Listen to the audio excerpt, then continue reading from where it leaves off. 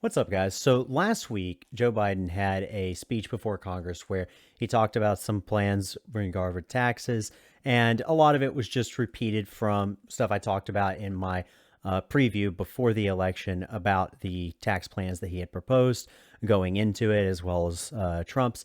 And so there wasn't really much new that was brought up. However, there was a lot of reactions that I thought were rather interesting, uh, you know, as though it were something that was new.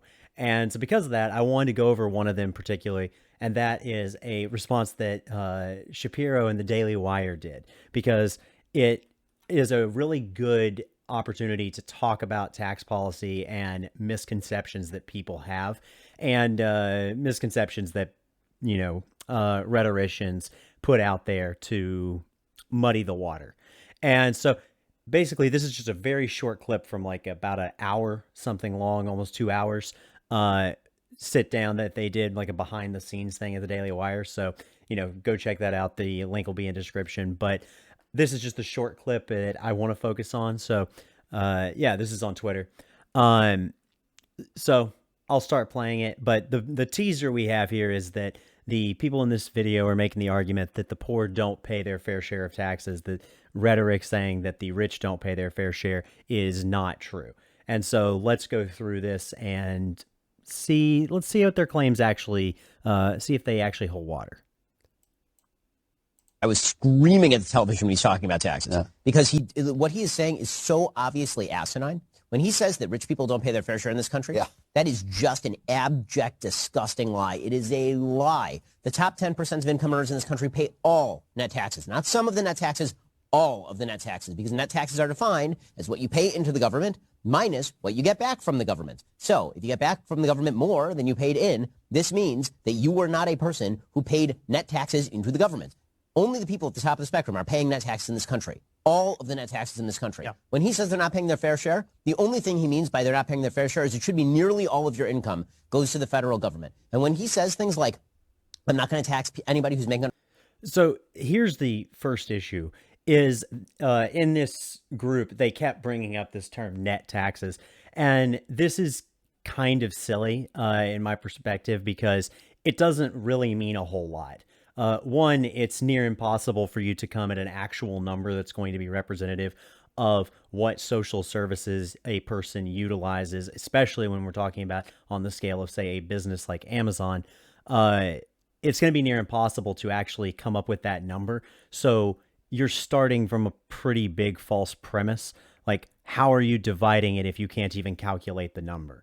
I mean, if you want an example, it's, if we're saying that, say, Jeff Bezos as this example, or Amazon more generally, right? Let's say they're not paying their fair share of taxes, and that's the claim. And then Shapiro or someone comes in and says, well, no, they're paying net taxes, so they are paying their fair share. Where is he getting that value of what benefits they're receiving from the government?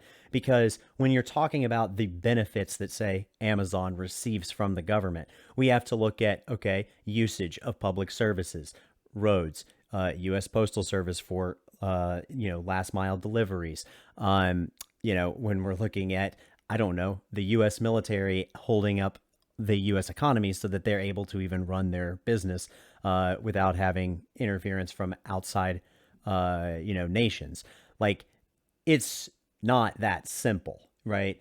You have to look at their usage of gas because they're using way more fossil fuels than the rest of us. That has externalities within the economy that affect all of us on our day-to-day lives, but happen, are used at an exponential rate compared to an individual or even a small business. So when we're talking about this, I don't, first of all, one, Ben doesn't have that number. Second of all, this is just a way to try and redefine how you want to measure fair share in order to make it sound like you're being rational. But the reality is that you're just pulling numbers out of your ass.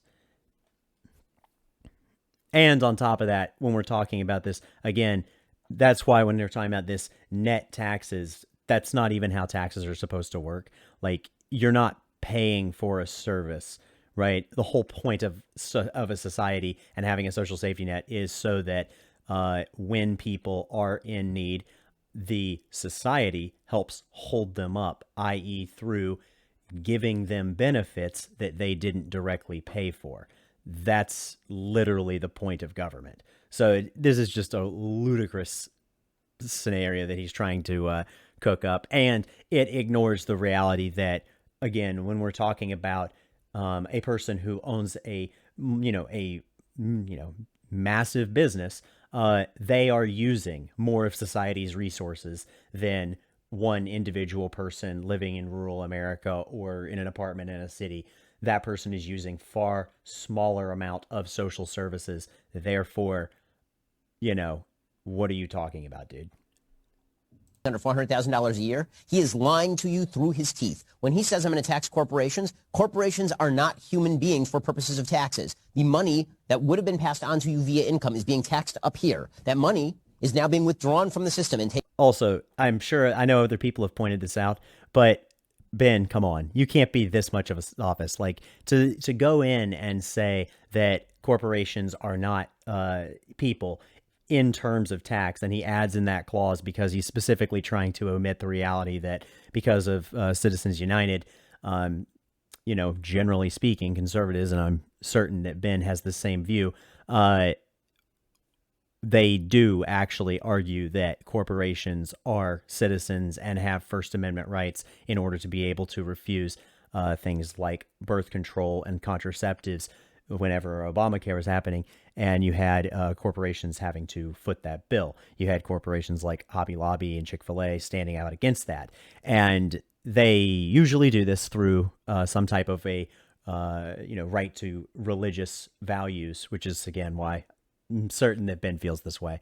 But it's just very telling that he adds that caveat because he knows he's not being consistent, so he has to add that qualifier. Also, he mentions that, when we're talking about this and we're talking about taxing income of companies, the tax on income is not rising more than what it was pre-Trump tax cuts. Like, the one that is more of the questionable is the increase in the capital gains tax on corporations, and in the offshore, the Amazon rule, the having over $100 million. And if you don't pay, if you run a not net profit, then you still have to pay a set amount based on how much of that business is done outside of the country. Those are not income related. One's capital gains and one is revenue related, and offshore revenue specifically. So again, a lot of hand waving. Taken away from you. Corporations are going to have to raise prices in order to deal with the taxation effects. When he says that I'm going to tax all of these rich people on their capital gains taxes, what do you think those rich people are going to do rather than put their money in the stock market where they get taxed on capital gains? Yeah, and so real quick, whenever he's saying that as though it's a sure thing, which Ben does this all the time, that's why he talks so fast as a way to run straight through it and not let people catch the little errors that he's making or conflations that he's making. Because as an example, when you're saying that, oh, well, taxes are going up here, therefore corporations are going to raise prices, this is not a true statement, right? It is possible that corporations would do this. However, it kind of ignores one of the basic things that you learn in Econ 101, which is elasticity of demand, right? He is assuming, right, that a corporation is going to have enough power within their specific segment of the market to be able to raise prices at will without, dealing with the fact that, hey, well, you can't raise it so high that consumers aren't going to, join in. And also that your competitors aren't going to, that's kind of the way that competition works, Ben, is that, different firms go and they compete in order to lower prices so that way they can undercut the other companies. So unless Ben is acknowledging that, I don't know, in some industries that maybe there is a massive consolidation of capital and that maybe those industries, specifically things like tech, need to be broken up, well, then I'm on your side, Ben, but that's definitely not what you're arguing. What you're arguing is something that's completely fallacious because you're making an assumption that doesn't, exist in this scenario. When we're talking about the elasticity of demand, corporations could raise prices. They could also decrease profits. It depends on, a lot more factors than just tax rates, Ben. There is no direct correlation between tax rates and prices. This is some Dave Ramsey type bullshit. So again, Logic Boy is not really he's not really doing his due diligence here. I wonder why. They're not going to put their money in the stock market. So what happens if they put their money in the stock market where they get taxed on capital gains? They're not going to put their money in the stock market. So what happens to your 401k if you're a union member or a teacher's union member? What do you think happens to all the other 50% of the population who are invested in the stock market right now? And what happens to the businesses that hire you when Joe Biden decides that your boss needs to be taxed out of existence in order so that he can determine where the dollars go? This jackass who's never created a single job in his entire life. The people who don't pay their fair share. So here's the other issue with what Ben Shapiro is talking about here. This guy is just so slippery. You're going and saying that, okay, well, if you raise capital gains taxes, then what are rich people going to do? They're going to pull money out of the stock market, and that's going to affect average Americans that have 401ks, et cetera, pensions, whatnot. That's objectively not true. I don't know if you know this, Ben. I know you know this because you pretend to be fiscally conservative, but you talk about how, I don't know, inflation is not good for the average person, right? And how we need to, I don't know, control deficit spending, mostly only when there's a Democrat in office. But here's the issue, Ben. Inflation is happening because we have a fiat currency. It will always occur.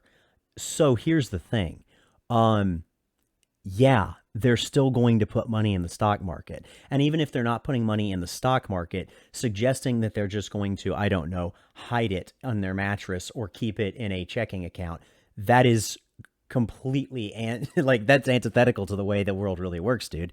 Like, okay, maybe they move it to, I don't know, bonds or to commodities like gold. But people don't hold cash. That's kind of the whole point of investing money, right? In bare minimum, if it were, I don't know, if the Fed didn't have interest rates at 0% right now, then they would be putting in like even at least a high interest savings account or a CD. So they're at least getting 2%, to try and keep up with inflation. But to just suggest that they're going to pitch a fit if taxes go up and just take the amount of inflation that is sunk cost, it's going to happen no matter what they do, right, with the market, is silly, especially when you consider that inflation drives up commodity and asset prices.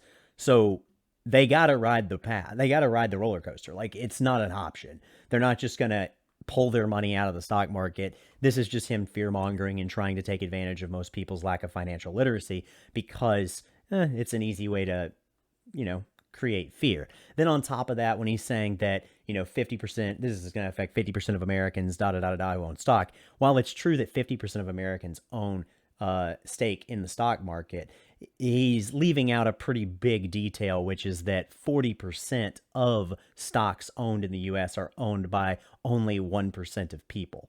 So the average person, yes, may care about, their retirement if they're at a point where they're able to, save for retirement within those types of accounts like 401ks. However, that's not the biggest concern. People need money first to be able to cover their daily expenses, their debts, then they get to that point. So again, this is one showing that he's completely out of touch with reality and the common man, but then also that he's trying to fearmonger and take advantage of people's ignorance when it comes to financial and investment literacy. In this country are the poor.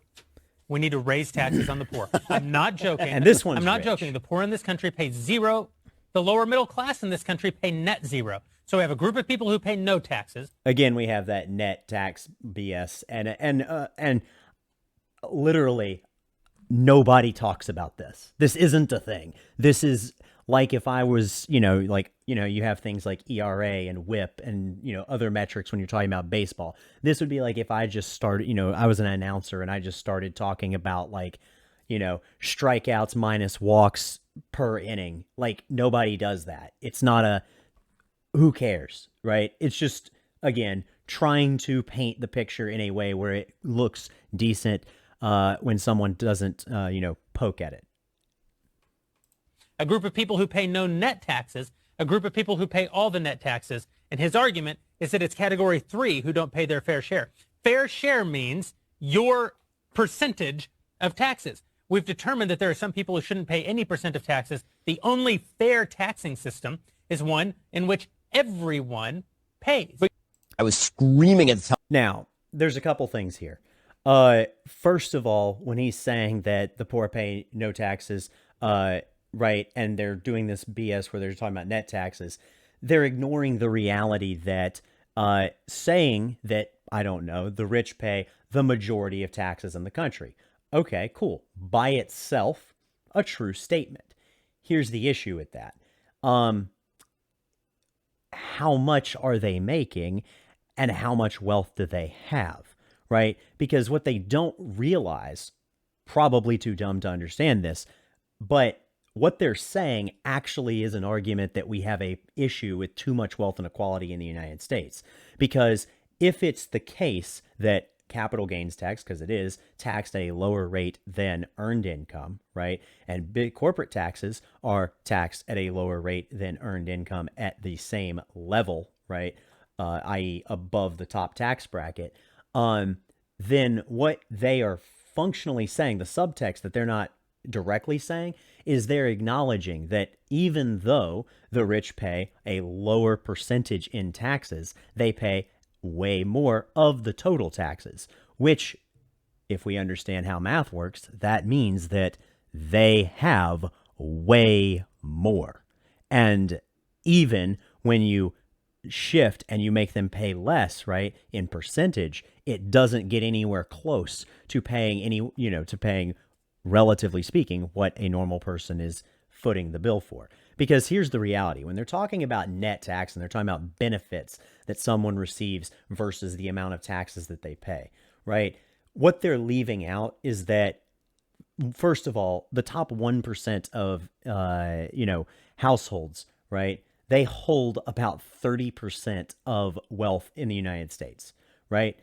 The bottom 50% hold about 1.9%, right?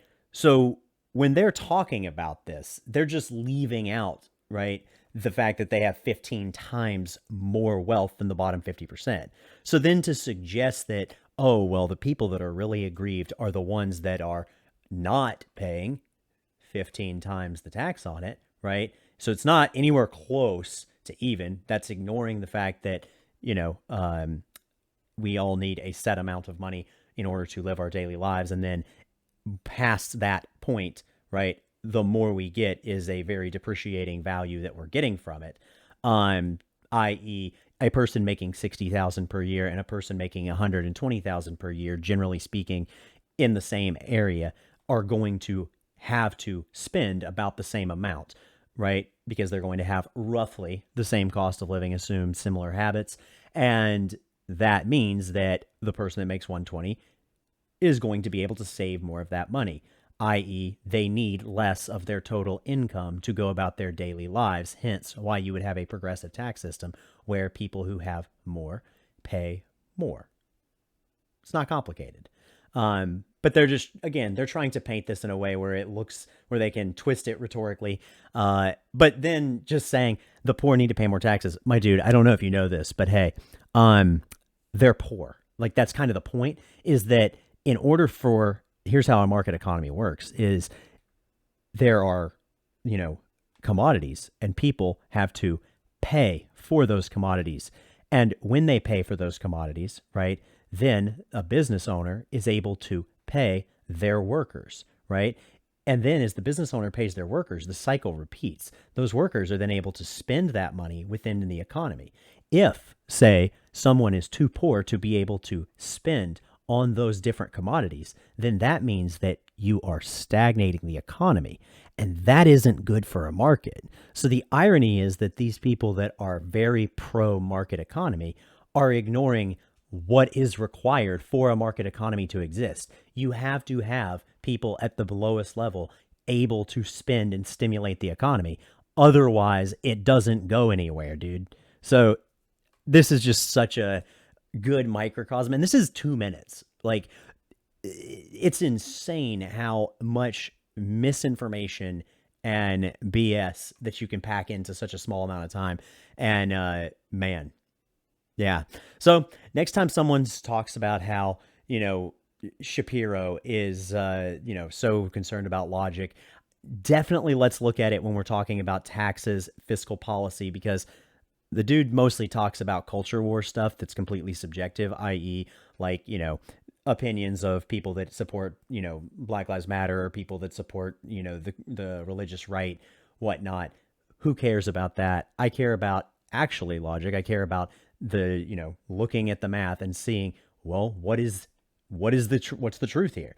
And it seems like Ben kind of abandoned that today. He was a little bit in his feelings. So anyway, hope you guys enjoyed this. I'm going to have some links in the description, backing up the stuff that I've been talking about, as well as some other info about wealth inequality. And I think that'll be really interesting for people. Anytime people talk about taxes, make sure that, if someone's breaking down taxes this simply, then they are either lying to you or they don't understand taxes well enough, because it's vastly more complicated. And describing macroeconomic functions when only talking about one variable, i.e. taxes, shows that you either have a agenda or you don't know anything about macroeconomics. So be wary, make sure to pressure test ideas when people talk about them, and I will see you guys next time. Thank you for watching, and if you enjoyed this clip, be sure to leave a like, subscribe, and hit the bell so you don't miss any new content where I'm always talking about finance, economics, and public policy from a working class perspective.